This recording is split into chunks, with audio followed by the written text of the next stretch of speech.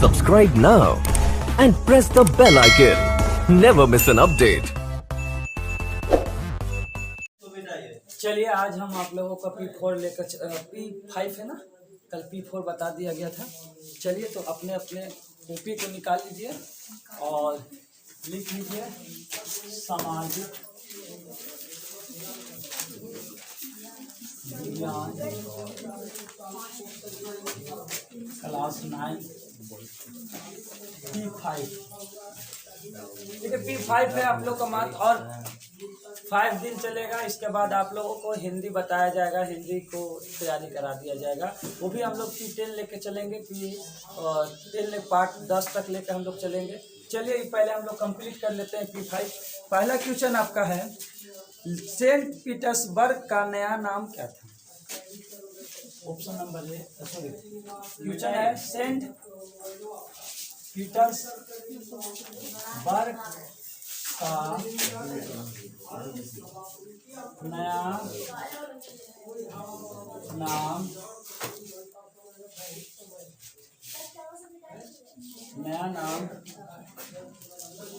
क्या पड़ा?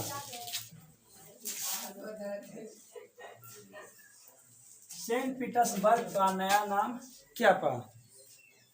Option A Paris,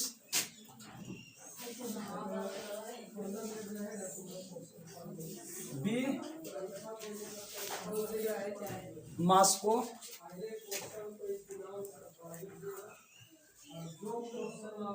सी का खा दोनों, ए और बी दोनों,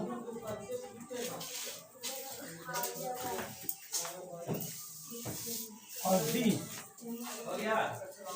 देखिए इसमें पेट्रोग्राद लिखा है लेकिन लेनिनग्राद है। सभी क्लास में एक डॉक्टर था, कोई तो में डबल। सेंट पीटर्सबर्ग का नया नाम क्या पड़ा? सेंट पीटर्सबर्ग तो नाम है ही था, लेकिन जब वो युद्ध में लड़ा तो उसका दूसरा नाम क्या हुआ, नया नाम क्या पड़ा? हर लोगों को कहीं कहीं पे जाते होंगे तो एक दूसरा नाम रखा जाता है, दूसरा नाम लोग बोलना शुरू कर देते हैं। जैसे ही अभी हमको देखिए JH नेवरा लेकर हम चलते हैं। नाम JH का मतलब जाहिद हुसैन होता है, लेकिन उसका शॉर्टकट सिर्फ हम JH नेवरा लिख देते हैं क्योंकि मेरा मूल निवासी नेवरा के हैं। बस फर्क यही है, बहुत दिन पहले से चलता है। तो आप जहाँ भी देखे होंगे तो JH नेवरा मेरा नाम नहीं है, सिर्फ JH नेवरा एक शॉर्टकट है, जैसे जाहिद, ऐसे हुसैन और नेवरा। तो मेरा नया नाम आ गया। बहुत सारे लोग कौन है तो JH नेवरा है ना, लेकिन इसका फुल नाम मेरा वही है जो पहले मेरा नाम है। तो किसी किसी को नया नाम पड़ जाता है। जैसे अब सब लोग जाहिद सर के नाम से जानते हैं, और ग्रुप में कभी कभी देखे होंगे JH नेवरा लिखते हुए, है ना, JH नेवरा सर लिखते हुए, है ना। तो आप लोग भी कंफ्यूज हो जाते होंगे कि क्या कौन ही सर का अपना नाम चेंज कर दिया। नहीं, मेरा नाम वही है जाहिद हुसैन, सिर्फ जे से जाहिद, ऐसे हुसैन है, और नेवरा मेरा एड्रेस, मतलब पुराना घर है, इसीलिए नेवरा पहले ही से दिया हुआ, इसीलिए दिए हैं। तो उसी तरीका से पूछ रहा है कि सेंट पीटर्सबर्ग का नया नाम क्या पड़ा? सेंट पीटर्सबर्ग का नया नाम क्या पड़ा? तो नया नाम आपका है Paris A, B Moscow, C A B दोनों, और डी लेनिनग्राद। तो याद रखिएगा पीटर्सबर्ग का जो सेंट पीटर्सबर्ग का जो नया नाम पड़ा था वो आपका था लेनिनग्राद। इसको कहीं कहीं पेट्रोग्राद भी लिखा जाता है, याद रखिएगा। लेनिन यहाँ ना छूट गया है, लेनिनग्राद याद रखिएगा। लेनिनग्राद सेंट पीटर्सबर्ग का नया नाम हुआ था। कोई दिक्कत?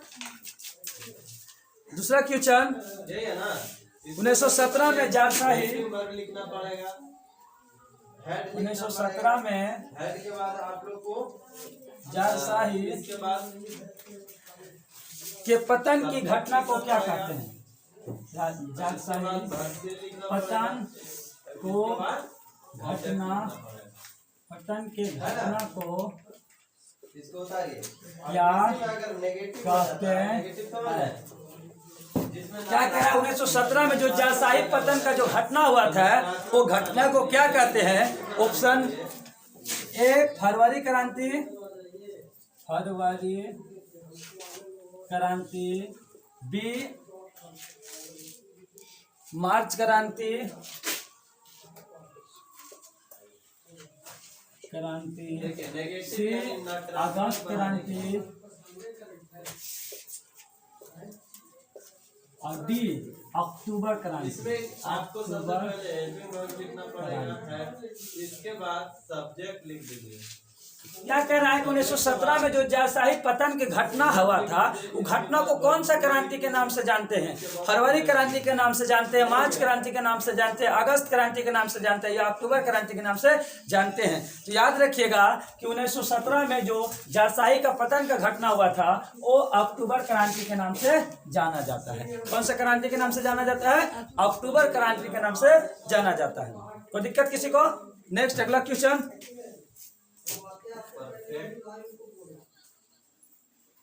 समाजवादी विचारधारा के प्रवर्तक कौन थे? समाजवादी टेंस में इंट्रोगेटिव समाजवादी विचारधारा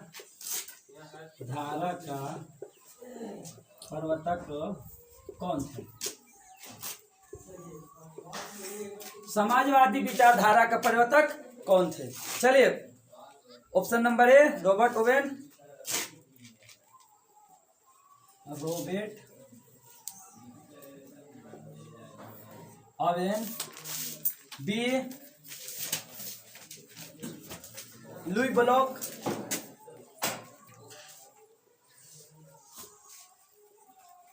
सी कार्ल मार्क्स,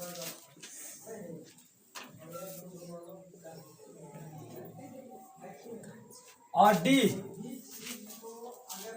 फ्रेडरिक एंजल्स।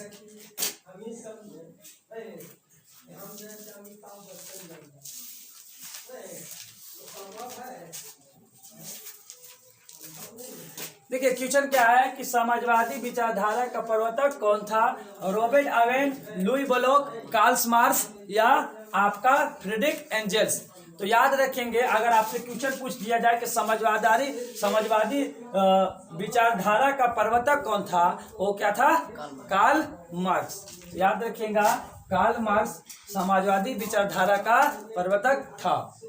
ठीक है, कोई दिक्कत? अगला क्वेश्चन,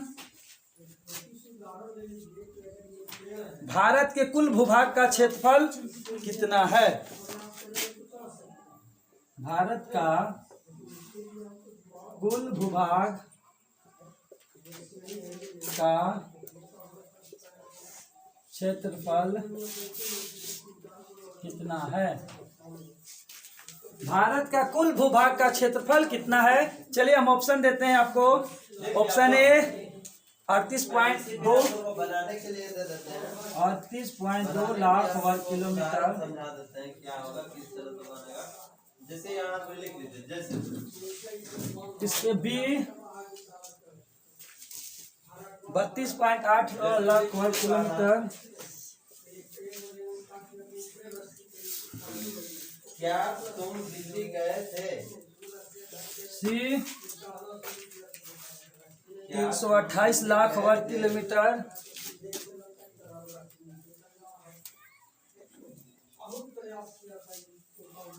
और डी 30.8 लाख वर्ग किलोमीटर। हो गया?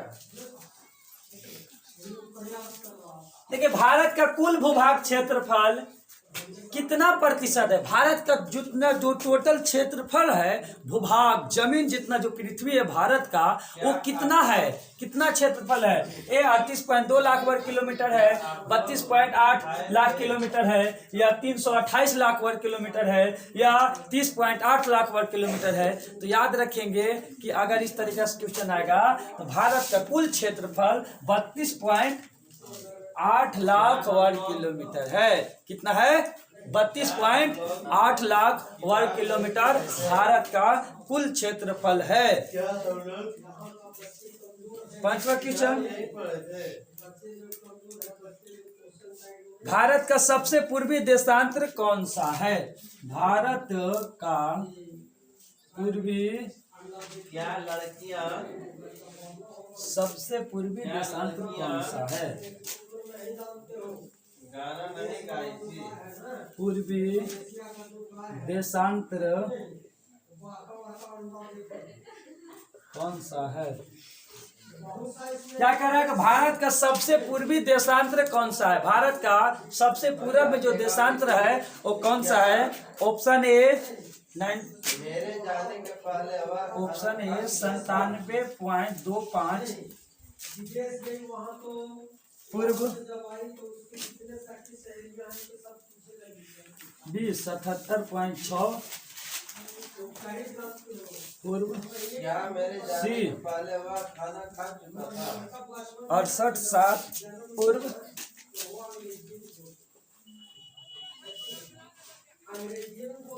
और चौथा है 82.30 पूर्व।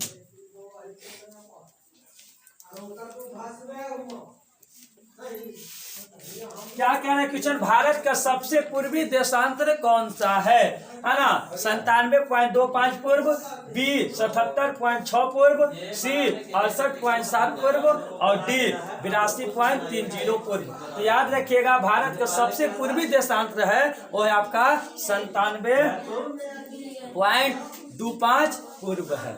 सबको समझ में आ गया?